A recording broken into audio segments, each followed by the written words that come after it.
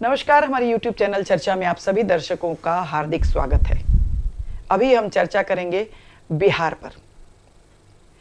बिहार के एक बड़े नेता श्याम रजक ने एक बार फिर आरजेडी का दामन छोड़ दिया है।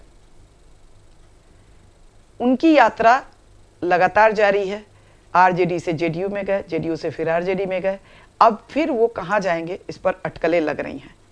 उन्होंने जो संदेश दिया है उसमें यही कहा है कि वो शतरंज के मोहरों को नहीं समझ पाए, वो रिश्तेदारी निभाते रह गए और उनके साथ खेल हो गया। लेकिन इस्तीफा देने के बाद क्या करेंगे उसका खुलासा उन्होंने नहीं किया है। आज हमारी चर्चा इसी पर केंद्रित है। हमारे साथ है वरिष्ठ पत्रकार खालिद रशीद जी। खालिद जी, स्वागत है आपका। बहुत धन्यवाद आपका। श्याम रजक एक बार फिर निकल गए आरजेडी से।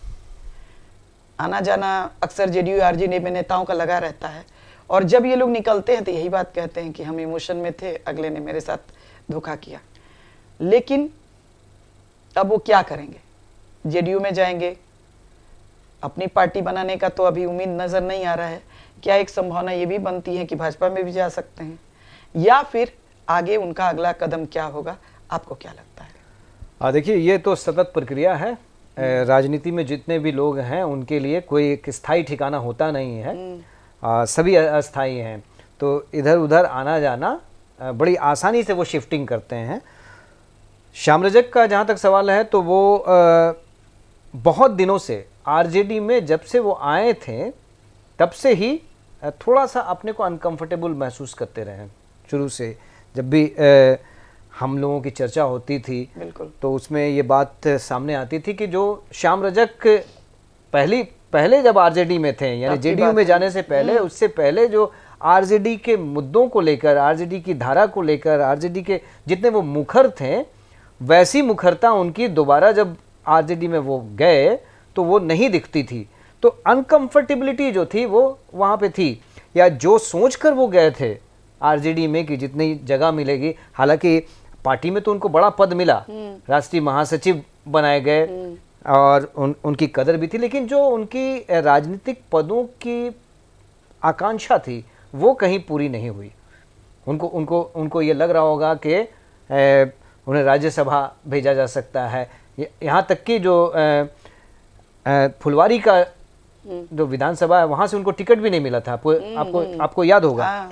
तो ये तमाम चीज़ें जो हैं वो कहीं ना कहीं उनको ये महसूस करा रही थी कि हम हाशिए पे चले गए। बिल्कुल। तो ठिकाना वो तलाश रहे थे, तो अगली जगह जाने के लिए आपको ये घर तो छोड़ना ही पड़ेगा। तो उन्होंने ये घर छोड़ दिया है, ये कहते हुए कि वो रिश्तेदारी निभा रहे थे और वो नहीं, देखिए, चेस गेम में शामिल नहीं हो सकते। बिल्कुल, उसमें हम भी ऐसा मानते हैं कि बहुत ही सौम्य और शांत नेता है श्याम रजक। और दूसरी बात यह है कि एक समय में लालू यादव के दोनों दाहिने बाएं हाथ राजनीति जो है वो सौम्यता और शांति के साथ ही की जाती है। हाँ, वो बात सही है। और एक समय में रामू श्यामू की जोड़ी थी जो लालू यादव के दाहिने बाएं हाथ माने जाते थे, जिसमें राम कृपाल यादव थे और श्याम रजक थे। इनको कहा जाता था कि रामू श्यामू की जोड़ी है। लेकिन कुछ ऐसा हुआ जिसके चलते दोनों छिटक गए आरजेडी से, और कहीं ना कहीं ऐसा माना जाता है कि शायद लालू जी समेट के नहीं रख पाए अपने कुनबे को, या परिवार के मोह में कई बार वो सारे नेता जो थे उनसे छिटकते चले गए, फैमिली के मोह ने। तो वो तो अलग चर्चा का विषय है। लेकिन श्याम रजक के साथ एक जो सबसे बड़ा मेरे ख्याल से इसकी अलग चर्चा का विषय तो आप कह रही हैं, वाकई अलग चर्चा का विषय है, लेकिन पटकथा यहीं पे लिखी गई थी। पटकथा यहीं तैयार हुई थी। रामू श्यामू की जो जोड़ी है, इन लोगों ने जमीनी स्तर पे काम किया, आरजेडी के लिए काफी काम किया है। और सड़कों पे जो भी प्रदर्शन होते थे, सड़कों पे जितने भी प्रदर्शन होते थे, जितने भी आंदोलन होते थे, आरजेडी की तरफ से जो बंद कॉल होता था या रैलियां होती थी, उसमें हम लोगों ने देखा था कि ये दोनों किस तरह से राम कृपाल यादव को जगह मिल गई। राम कृपाल यादव बीजेपी में गए और वहां से उन्हें पाटलिपुत्रा की सीट उनको मिल गई, मिनिस्टर भी बन गए। वहां से वो जीते, मिनिस्टर बने, दोबारा जीते, दोबारा लोकसभा गए। इस बार वो चुनाव हार गए, है ना। लेकिन उनको अपने जो इच्छा थी जो आकांक्षा थी वो वहां पूरी हो गई। बीजेपी में पूरी हुई, लेकिन श्याम रजक के साथ वो बात नहीं हुई। इनकी जो राजनीतिक इच्छा थी उसकी पूर्ति नहीं हो पाई, और शायद आरजेडी के अंदर इन्हें महासचिव तो बना दिया गया, लेकिन ऐसा लगा कि महासचिव बना के इनको शोभा की वस्तु पार्टी में बना दिया गया।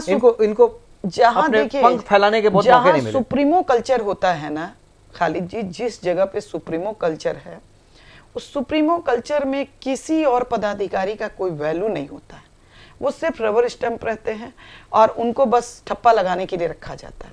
डिसीजन मेकिंग में वो कभी नहीं शामिल होते हैं। सुप्रीमो कल्चर के साथ आप ये कह सकते हैं कैडर बेस्ड जो पार्टियां नहीं हैं, या जो वो एक नेता पर चल रही हैं, जो भी हो, चाहे जेडीयू ही हो, नीतीश कुमार के अलावा वहां कोई नहीं है, भले जो भी हो, तो एक सुप्रीमो कल्चर से इन लोगों को जो ग्रास रूट वर्कर होते हैं, ग्रास रूट, आपको मैं डिविएट नहीं करना चाह रहा हूं, लेकिन एक छोटी सी टिप्पणी हमारी ये होगी कि एक दो अपवाद होते हैं, मतलब सुप्रीमो कल्चर, आरजेडी में सुप्रीमो कल्चर है, तो मैं इशारा आपका समझ रहा हूं कि लालू प्रसाद की बात आप कर रही हैं कि लालू प्रसाद जो कहेंगे वही होगा, लेकिन उसमें भी स्पेस निकाल ले रहे हैं, जगदानंद सिंह स्पेस निकाल रहे हैं, देखिए वो अपनी चला पाते हैं। अब अलग अलग मुद्दे पे, जैसे कि लालू, अब ये हम लोग चूंकि भटक जाएंगे मुद्दा, इसलिए लेकिन फिर भी एक लाइन हम बस बता दे रहे हैं कि एक समय में यही काम रघुनाथ झा ने भी किया था, जो कि माने संकट मोचक थे लालू प्रसाद की फैमिली के, जिस समय लालू जी जेल में थे, संकट से गुजर रहे थे, लेकिन वक्त आने पर उनको भी हाशिए पर डाल दिया गया, इतना कि वो डिप्रेशन में चले गए।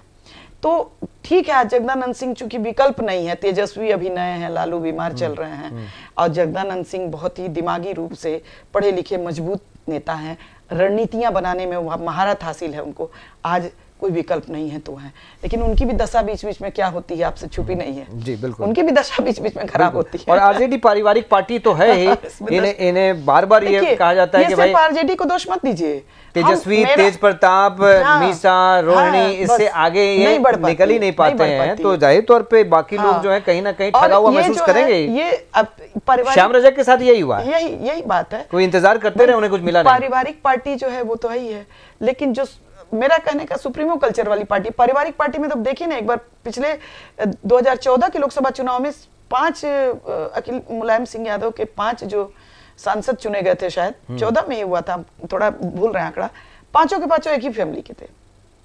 तो जो उन्होंने सदर इसी हालिया चुनाव में आप देखें कि उन्होंने अपने परिवार के लोगों को ही टिकट दिया और वही जीते। तो ये यूपी का हाल है। हाँ, अब देखिए श्याम रजक के जो आप सवाल किया कि क्या ऑप्शन है, क्या करेंगे वो, उन्होंने अपने पत्ते नहीं खोले हैं। उन्होंने पत्ते नहीं खोले हैं, और राजनेता अपने पत्ते इतनी आसानी से थोड़ी होता है कि एक तरफ वो इस्तीफा दे रहे हैं, दूसरी तरफ कह रहे हैं कि नहीं हम जेडीयू में जाएंगे, लेकिन संकेत पक्के यही मिल रहे हैं कि वो जदयू में जाएंगे।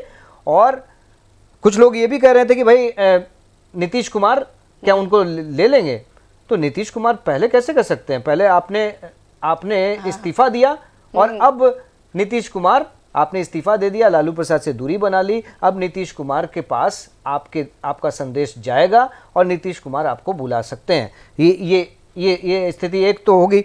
दूसरा ये कि दूसरा ऑप्शन उनके पास क्या है, बीजेपी में जाने का ऑप्शन है। बीजेपी श्याम रजक जैसे नेताओं को, ग्रास रूट लेवल के नेताओं को लेने के लिए हमेशा तैयार है, तो वहां भी कोई प्रॉब्लम नहीं होगी। और अगर जेडीयू में जाएं या बीजेपी में जाएं तो बहुत फर्क नहीं है, लेकिन जेडीयू में जाना उनके लिए ज्यादा कंफर्टेबल है, क्योंकि जिस बेस की राजनीति वो करते रहे हैं, सेकुलर बेस की राजनीति करते हैं, फुलवारी शरीफ का जो मतदाताओं का जो समीकरण है, उसमें वो कंफर्टेबल ज्यादा जेडीयू में रह सकते हैं। तो ये तो लेकिन तीसरा ऑप्शन भी उनके पास है, जन स्वराज का ऑप्शन। बिल्कुल। और मुझे जो अपने सूत्रों से जो पक्का जानकारी मिली है वो ये मिली है कि उनकी बातचीत कहीं ना कहीं जन स्वराज से हुई है। जन स्वराज को ऐसा नेता चाहिए जिसे वो प्रोजेक्ट कर सके आगे बड़े पदों के लिए। बिल्कुल। तो ये भी उनके पास ऑप्शन है, अपनी पार्टी बनाने का ऑप्शन श्याम रजक के पास तो कम से कम नहीं है। मेरा भी यही कहना है कि वो बहुत अच्छे लीडर है, ग्रास रूट वर्कर हैं, लोगों से जमीन से जुड़ के रहने वाले नेता हैं। हम लोग भी कई बार मिले हैं, कभी लगा ही नहीं मंत्री रहते हुए भी कि मंत्री हैं। मतलब एक उनके घर में एक साधारण आदमी चले जाए तो उतना ही प्यार से, उतना ही इज्जत से पेश आते हैं। बहुत एडमायर करते हैं हम लोग श्याम रजक को, हम लोग भी। लेकिन क्या है कि एक जो सबसे बड़ी वीकनेस ये है कि वो पार्टियों से जुड़े रहने के चलते पर्सनल जनाधार उनका अपना बहुत बड़ा नहीं है।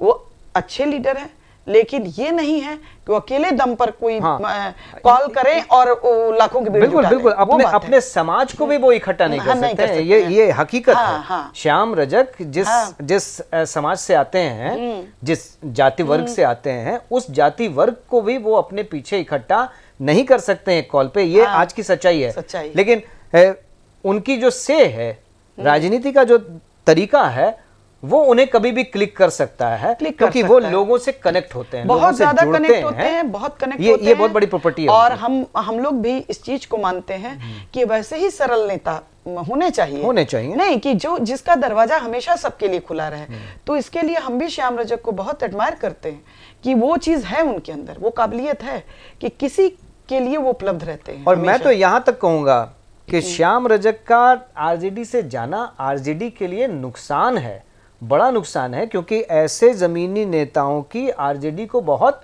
जरूरत है। अब आप ये देखिए, ऐसे भी अब जैसे दलित राजनीति पर जिस तरह से फोकस हो रहा है, बिल्कुल दलित राजनीति पर फोकस हो रहा है, तो उसमें तो भाजपा भी चाहेगी कि एक दलित नेता हमको आ जाए जो इसका चेहरा हो, एक निश्चित रूप से, है ना। निश्चित रूप ऐसे ठीक है, जीतन राम मांझी और चिराग पासवान भी हैं, एक और आ जाएंगे तो उनका ऐड होगा उसमें। इसीलिए चूंकि ये सारे लोग पहले से वहां मौजूद हैं, चिराग पासवान वहां पे मौजूद हैं, जीतन राम मांझी वहां पे, पर वो बीजेपी में नहीं है, मौजूद है। यूपी के बहुत सारे जो नेता हैं, राजभर जी वहां पे मौजूद हैं, पटेल साहब मौजूद हैं, तो बहुत सारे नेता वहां पे मौजूद हैं जो इस कैटेगरी में आते हैं। तो श्याम रजक का बीजेपी में जाना, हमने दो वजहों से नहीं आते हैं वो लोग, दो वजहों से मैंने उनको ये किया। एक तो जिस तरह की वो उनका समीकरण है, जिस तरह की राजनीति अब तक करते आए हैं, उसमें वो यहाँ पे थोड़ा से उतने फिट कंफर्टेबल महसूस अपने को नहीं करेंगे।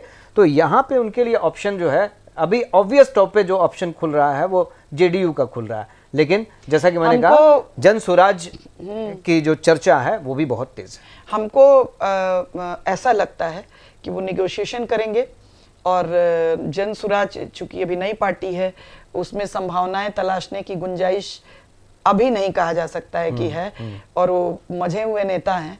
तो हमको जो ऑप्शन लग रहा है, जेडीयू आप एक ऑप्शन कह रहे हैं, लेकिन जेडीयू से नाराज होकर ही वहां गए थे, तो शायद यदि कंफर्टेबल होते तो जेडीयू से छोड़ के जाते ही घर वापसी, हाँ घर वापसी कह सकते हैं राजनेताओं के लिए, लेकिन हमको लगता है कि शायद वो बीजेपी में जा सकते हैं। हालांकि ये अनुमान है, अटकलें हैं। अब हम लोग इसी अटकलों के साथ चर्चा को विराम देते हैं। अब श्याम रजक कहाँ जाएंगे ये उनकी पर्सनल चॉइस है, हम लोग अनुमान और अटकलें ही लगा सकते हैं। चूंकि मेरा अपना पर्सनल मानना है कि जेडीयू और आरजेडी को देख चुके हैं, तो शायद नई पार्टी का तलाश करें, उसमें बीजेपी भी हो सकती है, जन स्वराज भी हो सकता है। खैर आगे वो क्या करेंगे वो बाद में ही पता चल पाएगा। तब तक के लिए हम लोग चर्चा को विराम देते हैं। दर्शकों, हमारी ये चर्चा यदि आपको पसंद आई हो तो हमारे चैनल को लाइक करें, सब्सक्राइब करें और अपनी प्रतिक्रिया से अवगत कराते रहें। नमस्कार। नमस्कार।